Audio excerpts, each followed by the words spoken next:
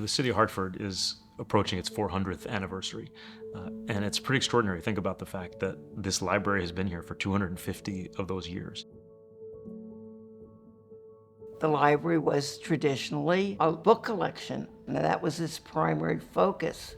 But I think with the beginning of children's services, we began to understand more how programming, story hours, helping people connect to the contents of the library, promoting the collection was really an important part of library service. The idea of a children's library, time had come because it just grew. Carolyn Hewins really promoted it in the state of Connecticut.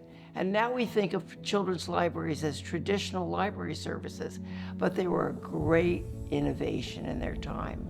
The library really decided somewhere in that period of time that it was going to be a place where books were a foundation, but they weren't the only thing that we needed to do. And what librarians have done here to make this library an important part of the Hartford infrastructure is incredible. The library really, in effect, is not the books, it's not the computers, it's not the desks, it's the men and women who work here.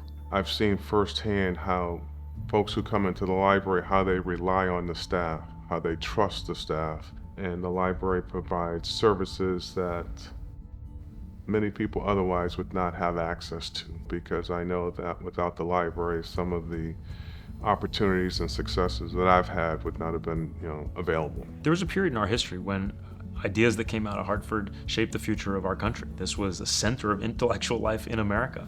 Harriet Beecher Stowe, Mark Twain, later Wallace Stevens. We're a different city today, but we're a city that is still filled with so many creators, so many artists, so many brilliant people, so many curious people working to change the world through those ideas. I think that's still Hartford, and the Hartford Public Library is an important part of making sure that that can be Hartford. We're building up our digital library lab, which is a new service. We're growing HPL Studios. We're expanding and enhancing the American Place. But I'm hoping that it just continues to be in the forefront of innovative urban libraries that offer the most up-to-date services for all of the residents that it serves.